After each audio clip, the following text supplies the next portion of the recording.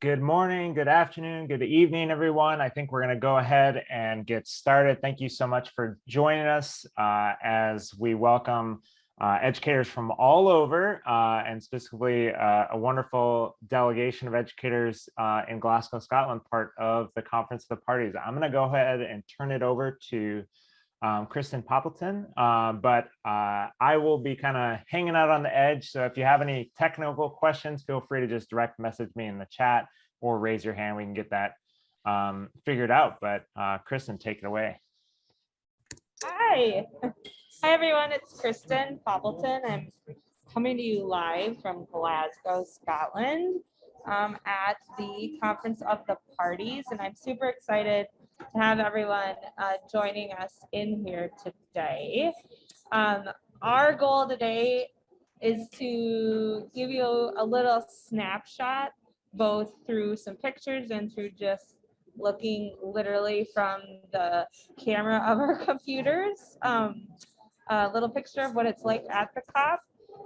We have 1, 2, 3, 4, 5 maybe of us. I can't remember. We're dispersed throughout the conference center, built to hold over 10,000 people. So we're all over the place. And we're just super excited to be able to share a little bit about our experience at the COP. A little bit about us. Seth, do you want to do the slide? If you're not familiar with Climate Generation, we're an environmental nonprofit that empowers individuals and their communities to engage in solutions to climate change. We work with teachers, we work with youth, we work with community members, really to ignite and sustain their ability to take action on the systems that are perpetuating climate change. Go ahead and give me another slide forward, Seth. So the reason we're all here tonight for us is to talk a little bit about COP and our Window into COP program. And every year for the last 10 years, we have been sending or bringing delegations to the climate change negotiations. And Seth, you can go to slide forward. This year, we're super proud to be supporting a delegation of 6, 3 week 1 and 3 week 2 to the negotiations to represent their voice, their community, their professions here at the COP, and also for them to really learn and get fired up about taking action on climate change into the future of their lives. It was actually super fun this morning. We checked in as a team about what we were, how, I forget the question Betsy asked, but it was like, what in 10 years or in the future, what would we want our next generation to hear? And Bella, who is our youngest member, is 20, college student, said, I feel like I'm just starting my life. This is the week I just started my life. This is where it all starts. So kind of gave me chills. So that's our hope, is to inspire folks at this. This week, Bella, Julieta, and Betsy are with us. And Betsy, being a lifelong educator, has joined us here this evening to give perspective, as well as 2 other longtime partners of Climate Generation, Sarah Johnson and Patty Bourne, Sully, and they are both on the line in other parts of the COP, and we'll be hearing from them shortly. Go ahead to the next slide. A general overview of what the heck this is all about. We are here at the Conference of the Parties. The Conference of the Parties is the conference that meets yearly to check in on the work of the United Nations Framework Convention on Climate Change, which is the global response to climate change. Let's scroll ahead a slide. And parties are countries. So these are the countries that the conference of the countries that have actually signed on to the United Nations Framework Convention. Now, there's been other agreements as part of this. One of them, probably the one you've heard of more often, is the Paris Agreement, which happened in Paris at COP21, so 5 years ago. This is COP26, and this conference is important because they're trying to figure out about how to actually create and finalize the rule book on how we actually do the work of the Paris Agreement. Go ahead, Seth. So what happens at the COP? Well, I'm sure when you think of something like this is what you imagine. These great grand rooms full of world leaders talking to each other, making decisions, negotiating. Yes, this is definitely happening here. Oftentimes behind doors that we are not actually invited in to be a part of, unfortunately, but this does happen here. However, there's so much more, and that is actually what folks like us generally are experiencing is the so much more. Go ahead, Seth. At these conferences, there are folks that have badges. I don't know if you can see me right now. I'm holding up my badge, but that have different colors on them for where they're coming to you from. Pink badges are people that are actually representatives of a country. Yellow badges like mine are representatives of environmental nonprofits, NGOs. There's also media, there's also business, there's also researchers, so different constituencies. Go ahead. Go ahead. Yep. There's booths and exhibits that you can go see. You can meet people that are passionate about the issue, that are spreading information. You can also meet people from oil and gas companies, quite honestly, and countries that are pushing solutions that maybe aren't quite in line with what we're there with as well, but all sorts of types. Go ahead to the next. There's also huge, what they call pavilions, representing larger organizations or countries. There's country pavilions where you can go and see sessions and hear speakers, just like any conference, on a variety of topics. Sometimes you just stumble on things. Yesterday, I was walking around with Lauren and we stumbled on a tiny conference, like workshop session of like 10 people that was between Gina McCarthy, the National Climate Advisor, and Tom Steyer from California, the billionaire who is from Next Generation. Just a conversation between them. So these things are happening all over. Go ahead to the next. There's events and exhibitions, and then you can go to the next one too. And there's also something called actions. And these are sanctioned things that happen throughout the COP that are people that want to elevate and raise awareness about something that's really important to their constituency group, to their country. In this instance, this was a group of folks that were concerned about red forest, which is a type of forest management technique. And they were standing there and they were singing a song. So you'll see these happening throughout as well. And then you can fast forward to one more.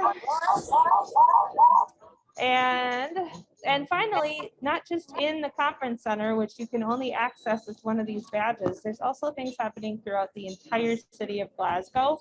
This morning, our group actually went to a botanical garden and saw this exhibit that was included the voices of children from throughout Scotland and their wishes for what we do about climate change, and little plastic butterflies they had made from waste and crafted together all through this botanical garden. And it was just like lovely. So these things are also happening throughout the city.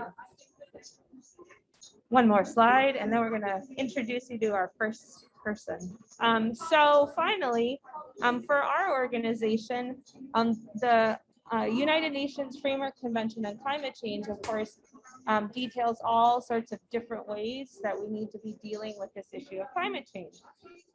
Some of them are super complex and policy oriented and infrastructure oriented. And some of them are focused in the realm of work that our organization does, and that's education and engagement. And what that work is called is ACE. And so this year at COP, we are working, all of our delegates are learning about ACE and they're thinking about how ACE shows up in their work. And they are elevating it and talking to others about why it's important that when we make decisions and we put money into something mitigation and adaptation, we're also thinking about how we integrate ACE into that work. Because we know that without education, without engaging with people, with the public participation, we're never going to actually make the change that needs to happen at the scale it needs to happen. So with that, I'm going to turn it over to Sarah Johnson, who is going to take it away. Sarah. Hello, I'm got you on my phone and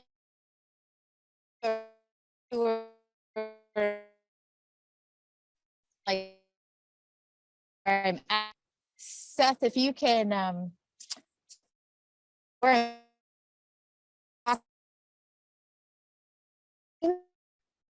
And Sarah, right now your audio is cutting out quite a bit.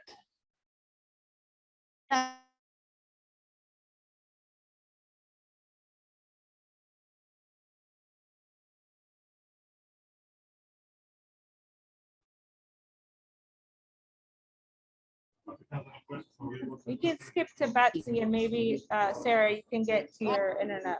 Oh, if you guys are you back? I don't can you I'm still here. Can you I can my internet variable. We can now hear you, and we're mostly just seeing the video out of your computer. Oh, now we can see you, I think, through the phone. Well,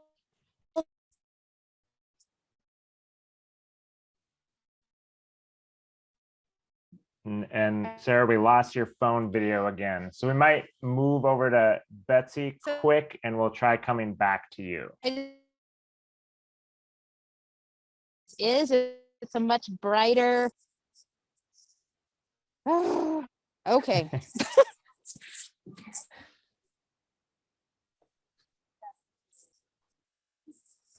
See here. Can you hear me okay? All right. Yep, Betsy.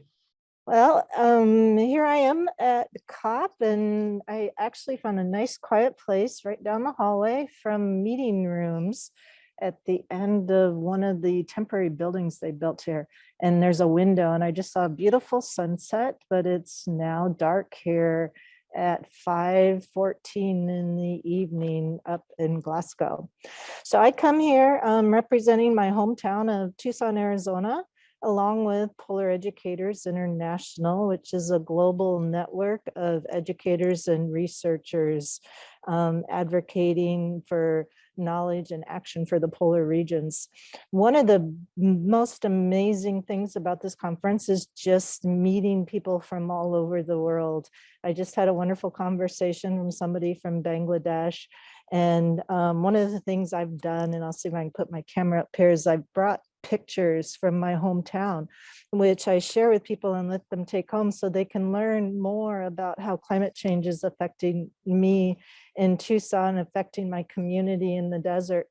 And when I was showing this to some Girl Scouts that were here from Chad, the Girl Scout from Chad took the picture of Monument Valley up in northern Arizona and said, this reminds me so much of my home in Chad. So it's so nice to be able to make connections and to be able to really learn from everybody and realize that we're all fighting for the same thing.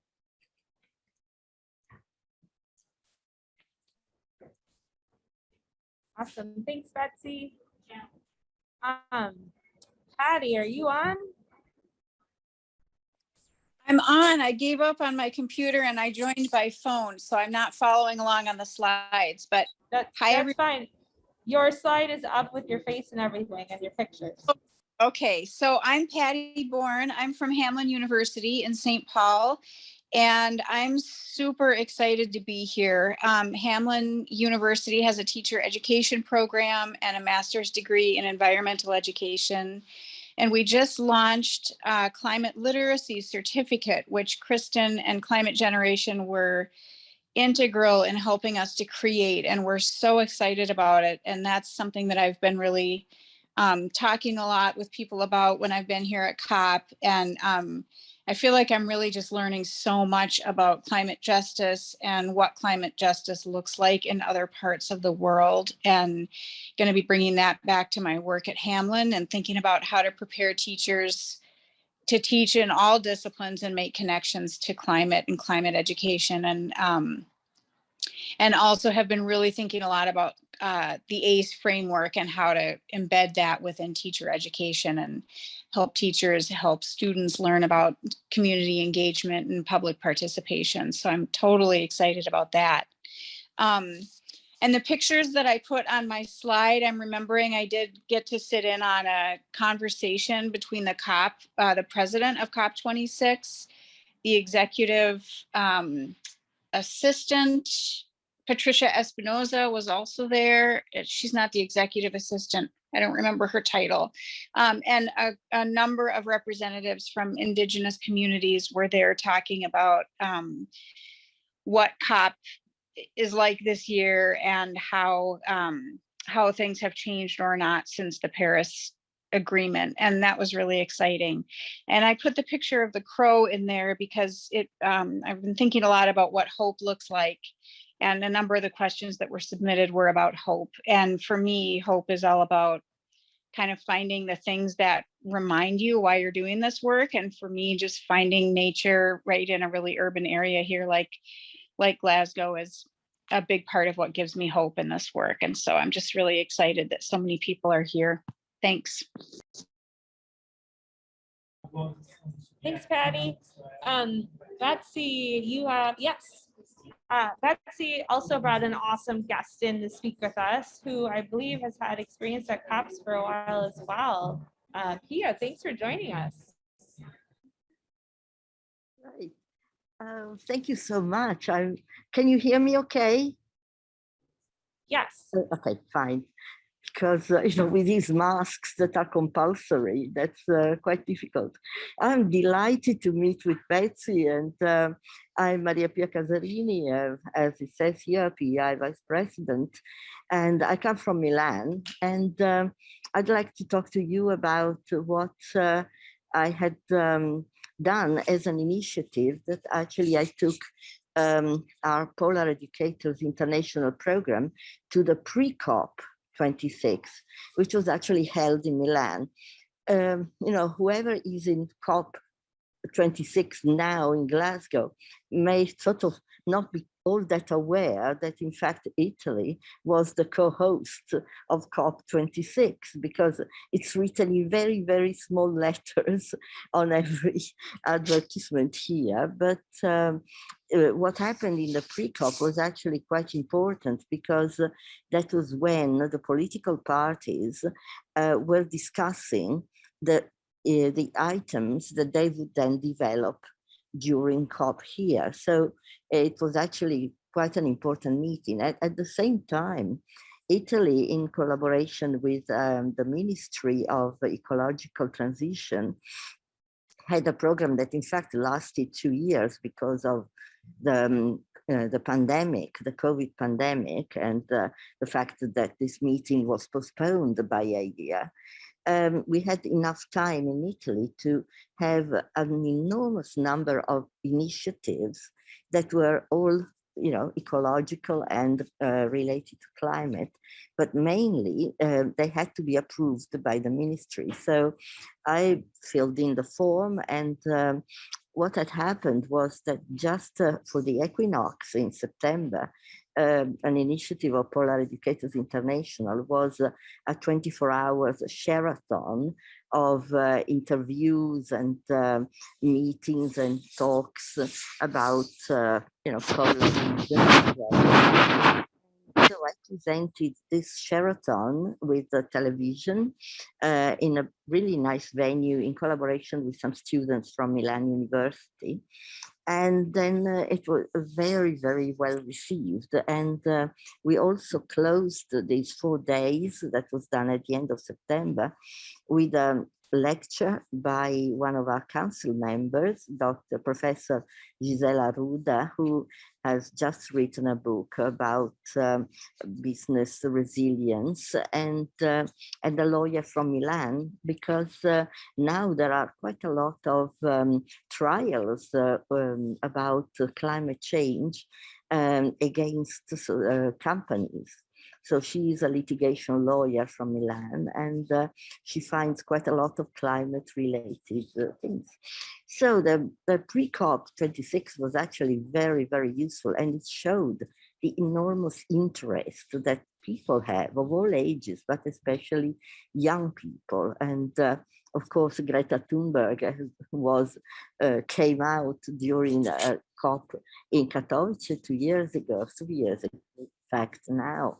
And really, we hope that with our work as Polar Educators International, to get the young people really interested, because the planet is their future. I mean, I don't know what we leave them, but certainly not as good a planet as we found it. So it will be up to them really to take people to task and improve the quality of life of the planet.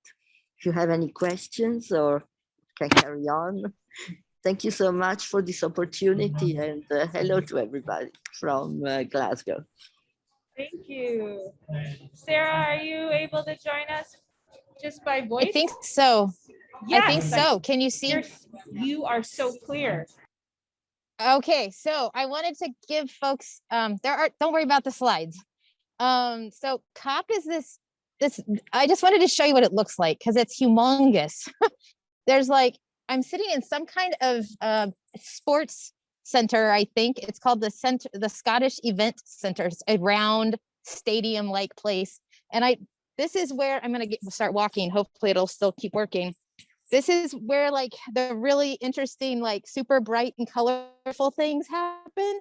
There's lots of people having interviews, and like this is where they do press conferences. And I've posted photos in social media of some of these things while I was down there on the floor. This is a place to just hang out. But there's also these like side stages where, you know, it looks like they're setting up for a TED Talk down there. And then there's this massive globe in the ceiling, and it's just fun. And I wanted to share this with you. That this is not what the rest of the place looks like. It looks like a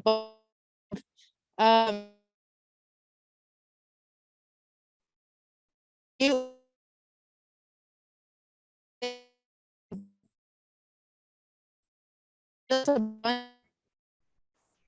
of things and stuff. Like, if you want to go back to my slides, and I will say my experience so far, I got here on Sunday by luck. I got here by luck, has been all about relationship building. If you can go to that next slide, and having connections with worldwide people. Oh, that should say worldwide, but maybe they're wild as well.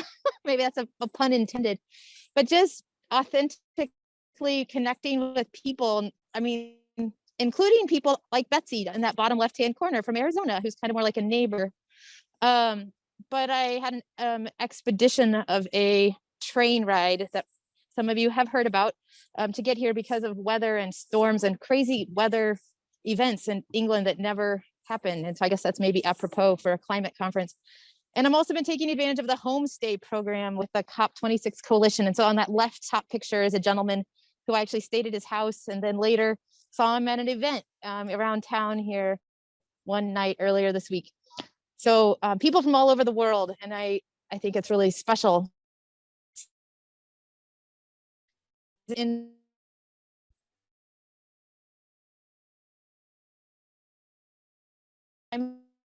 vacation in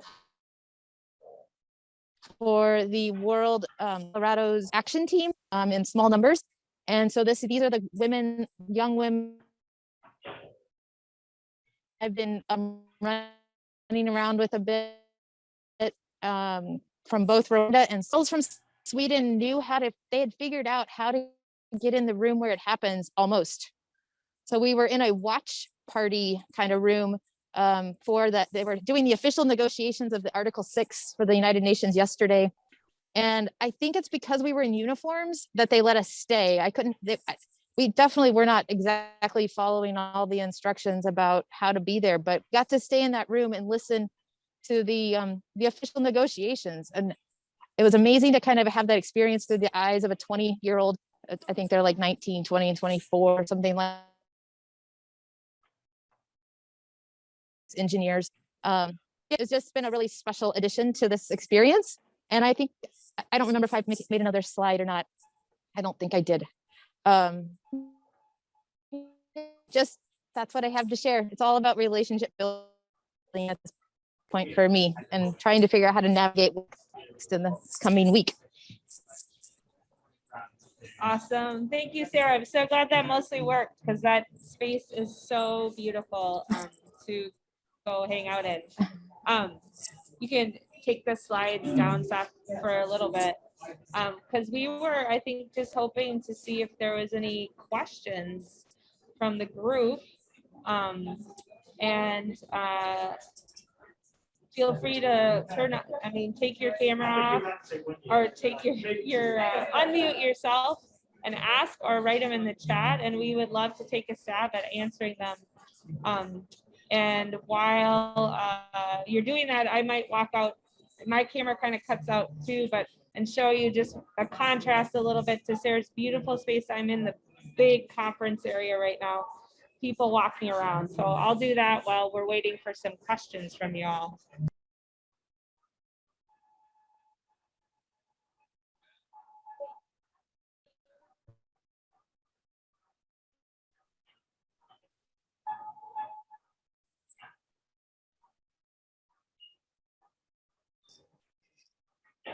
I can answer Seth's question in the chat. Seth was asking about, is the tone hopeful or frustrated after the world leaders were there at the beginning of the week?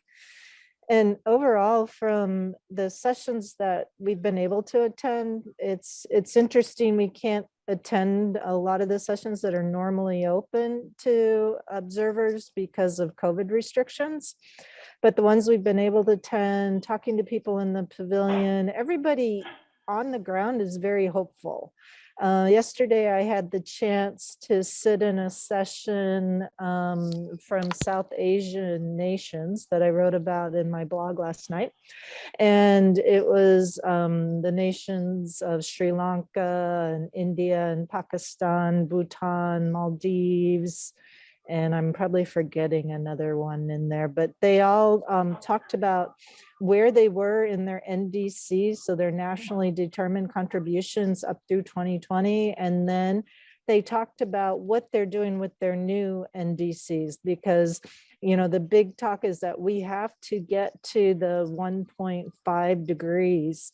We can't let it get above that. And so what that really looks like, and I think Lauren did a really nice video on that yesterday, is that we have to cut our emissions in half by 2030, which isn't that far away.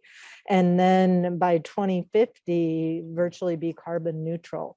So these nations that they were talking about how they created their new NDCs, and so the buzzword is ambitious. You have to be ambitious with them.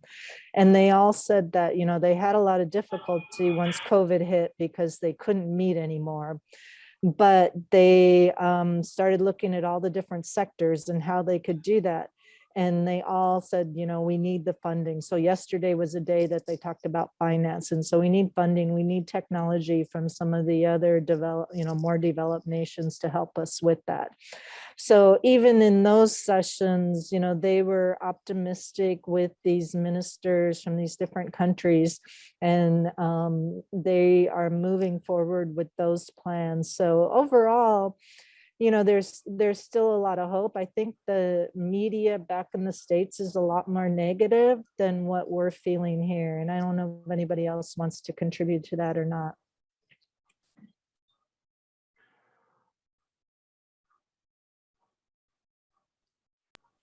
If you can hear me, I'll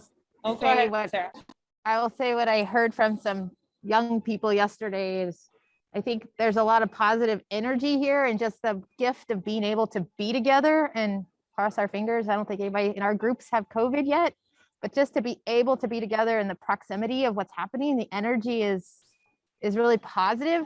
And yet outside, there's a lot of people that are really upset and protesting and thinking that nothing's happening fast enough.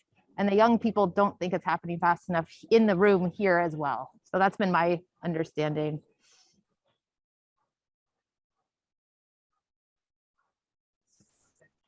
I popped this in the chat, but I'll just ask it since it seems like a small enough group. But like I'm working with entrepreneurs in developing countries and Honduras specifically, and I'm just like what I've been able to participate and hear from some of the virtual activities that I've been able to tune into. It seems like there's a lot of talk about leadership and partnership, and are you finding that in person that there's connections being made that is kind of bridging some of the gaps that they keep referencing? Because, you know, that's part of the problem, right? There's a lot of talk, but then there isn't necessarily always the action to follow it up. And, you know, I'm working for a grassroots organization, so I'm very eager to like find the right partners. But anyway, I'm just hoping that those of you who are there, if you could speak to whether you feel like there's actionables that people are inspired to take. I'd be curious to hear your response.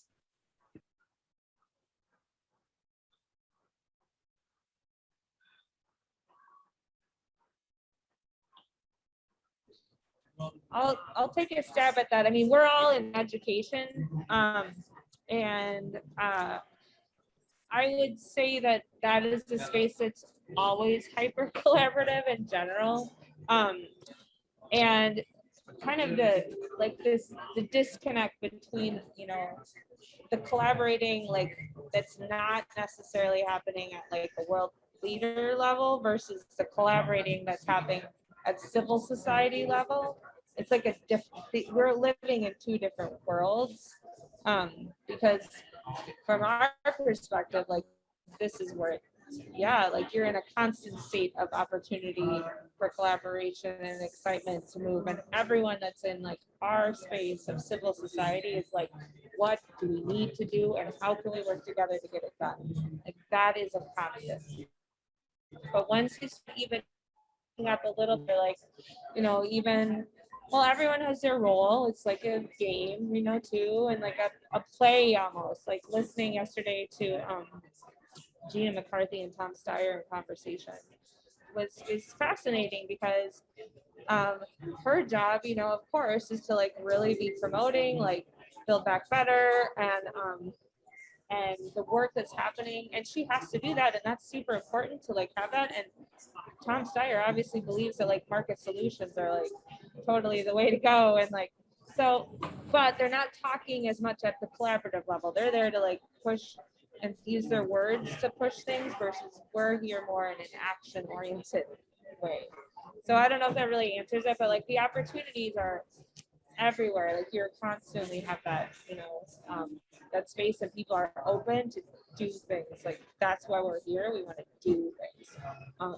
We, like our organization is here to like be looking for the connections and strengthen the collaborations we've already established with like the folks that are doing ACE work in the country and folks that are doing ACE work outside of the country. So we have groups in this coalition that are really experts in like the policy, and they've been working their butts off trying to develop the words that go with like what do we want in a work plan that goes with the Glasgow action plan, and how can we get other countries to be on the same page, and what do they want? And so that's like that sort of work is just like that's the stuff that's happening here.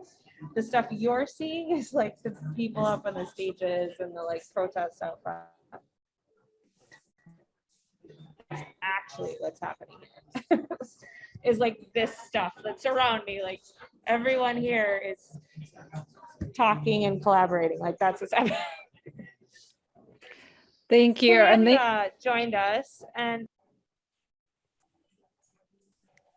I was just going to say, thank you for letting us live vicariously through you. I joined today because I teach a graduate level climate solutions class. So I just love learning more and hearing what you guys are sharing. So thank you. Yeah, no problem. So we asked Julieta if Julieta had an interview. So she's already been talking a half an hour, but she's one of our delegates as well from Florida. And Julieta, if you felt like sharing just a little bit of something about your experience so far, or just off the cuff, we'd love to hear from you as well.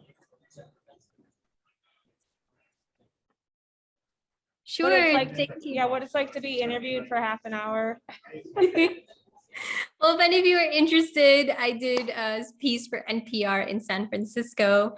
It's crazy how with COVID, we're able to connect so far away and get to meet people from all over the world. So my name is Julieta. I am 27. I'm originally from Miami, Florida. And before I emigrated there, I was born in Argentina. So I consider myself a Latina. I also consider myself a youth. And I'm a delegate with Climate Generation. And I am attending week 1, and I'm representing frontline communities like my hometown of Miami. I'm also representing the youth voice, and I'm also championing the ACE framework and my employer, the Clio Institute, and we do a lot of climate education, especially with youth and with teachers. So I love seeing so many teachers here on the line. You can send me any questions that you have in the chat. But one of the main messages that I'd love to share with you all is the mental health of students. I don't know if this is something that was talked about before, but these kids are struggling. And it's our desire that we help them reduce that struggle. So here's what I'm seeing in the halls of COP. Students are feeling a tremendous burden to be the solution. But as adults, we need to tell them that the burden is not entirely on them. So we can use our leadership and our role as educators, as parents, as community leaders to help open possibilities for them to feel authentic and feel open to have these really raw conversations about feelings and about their lived experiences. I work with students a lot, and between homecoming and college applications and new teachers in a new school environment and virtual school, they have a lot going on. And I love being able to support their work and tell them, this is an outlet that is a safe space and that's meant to build your leadership skills, get your community service hours, but then also realize that if you need to take some time off, you can. And that's something that we do also. If you need to eat some chocolate, you can, because we do that too. I have done that multiple times during my time here. So there are a lot of resources for teachers to educate students in a way that empowers them instead of frightens them, because the truth is what we see coming up is terrifying. What these students are going to inherit is remarkably terrifying. And so when we start teaching them, we do it in tandem with advocacy. So it's just like, what are we learning about in school in the climate crisis? And what can we do to be a part of that solution? So for instance, if you're an art teacher, you can do an art project to raise awareness for climate. If you teach drama, you can do a play in school to raise awareness on climate issues and climate justice. If you teach civics, like why don't we write a letter to a local elected official or our school board to declare a climate emergency or pass another resolution that's really important for our city.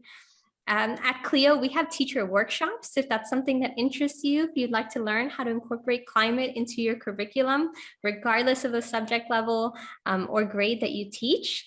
So that's something that is also on offer. And I know Climate Generation has a wealth of resources. So please feel free to connect. We'd love to hear more from you and realize we're working as hard as we can at COP to be a voice for all of you. And so if you have anything that you'd like to share with us, send us a direct message on the line, send us an email, connect with us through the newsletter, and we'll do our best to amplify that message. It's really an honor to be a part of the delegation, and I'd love to represent you all as best as I can. Thank you so much for your time. Julieta. Is there any other questions? Any question? Like anything? Like, what do we eat? Or when do Or we how- get up?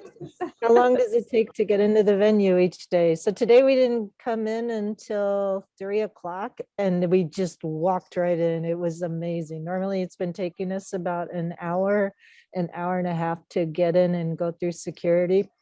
So it was just brilliant today. I've been wondering if Brilliant. this experience is like going to the Olympics as far as how much we wait in line. And in the United Kingdom, they don't call it waiting in line, they call it queuing. So we're all taking on a new sport. It's called, we're all getting good at queuing. Like a queue, like you play pool queue. But that's what they call standing in line.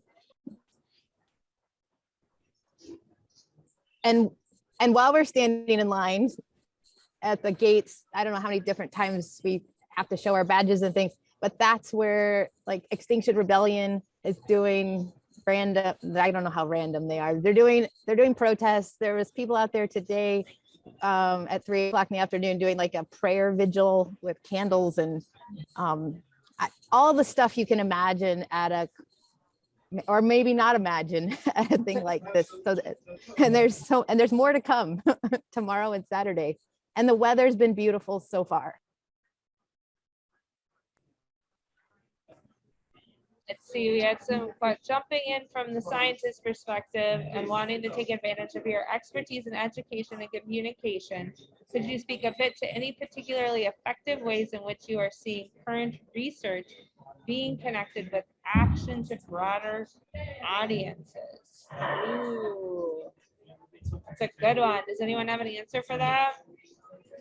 One of the things I was just looking at in the hallway was the climate cartoons. So a lot of the things that they were putting out there was one way of communicating science to a broader audience, something like you'd see in the editorial section of the paper. Julieta, you had your hand raised. Yes, to add some insight about sharing research, one of the things that we've learned in Florida is that there are more trusted voices in the community and lesser trusted voices in the community. Among the more trusted are doctors and health practitioners. At least it used to be prior to the COVID pandemic. I'm not sure what the current status is. But given that, and given the fact that so many families don't talk about climate in their homes, clinicians in Florida started a coalition called Florida Clinicians for Climate Action. And they're talking about how climate is impacting people, especially when their patients come to see them. So if their patients come in to see them about allergy season, they'll bring in how climate change is changing the allergy season. If they start talking about dehydration, they'll start talking about extreme heat, and they connect what their patients are seeing to the climate crisis. And it's really great because you have climate conversations in places that they don't usually happen in. And so these doctors are doing really great work, and that's a coalition that you can learn more about, or you can consider starting in your own community if you know of doctors. So I just spent the last hour trying to decipher these never-ending schedules of events. And I spent a bunch of time with the Science Pavilion and the Cryosphere Pavilion schedules. Pavilion is a fancy word for expo hall station in the expo hall.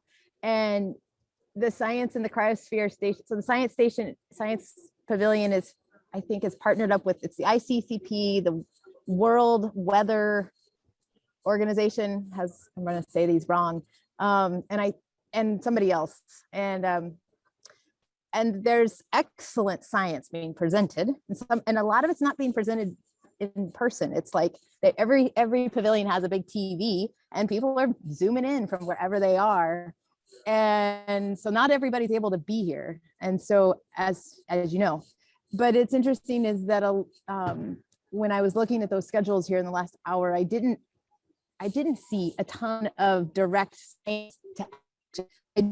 more creative like arts showing up in some of those things, and indigenous voices showing some of that schedule.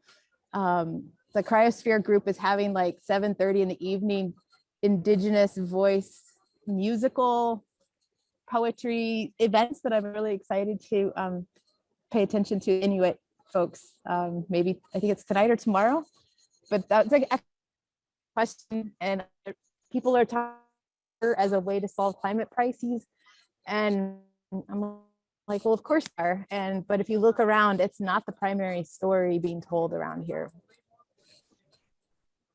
Yeah, and I'll reiterate, I mean, one of the reasons we are here and the coalition we're a part of is here is because that translation, that communication between the science and like through education actually isn't it isn't prevalent. There isn't an alignment between the policy sort of wonky stuff that's happening, the science part, and the education piece. So Patty, were you going to take that away? Yeah, I was going to talk about that too, about how it's, wearing the education hat and really seeing how hungry people are to understand the science behind what's going on, and how important it is that it be communicated effectively, and yet how rare it actually is, that there's really effective and accurate science information being provided to people through education. And for me, that really it shows front and center just how important it is that we have people with education backgrounds and an interest in education really involved in that, so that we can help kind of translate the language of science into the language of like the everyday, so that people can understand what it all means, how it affects them, and why it's so connected to the work and to the lives of so many people. It feels like there's a real split around that in a lot of the sessions that I've attended and conversations that I've been a part of or seen.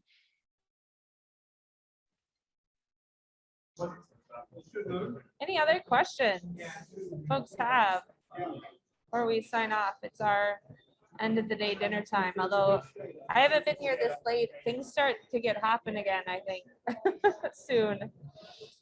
There's still meetings. There's a bunch of free food and alcohol, I think. Oh, where's that? The Russians giving away their traditional food yesterday, as I think the Indonesian people were as well. Last opportunity to ask a question before we sign off from our dispatch. It's been lovely seeing you all. Thanks for showing up. Yes, yeah, go ahead. Oh, I was just thank you for showing up. Sorry. Yeah, thanks for showing up. Make sure you in the chat there was a bunch of opportunities from our speakers and from Climate Gen for resources. There is a webinar. If you're part of the Climate Literacy Network, we'll be calling in from COP next week at noon. And we have still a whole nother week and a little bit to vlogging and videos coming forward. So keep following us.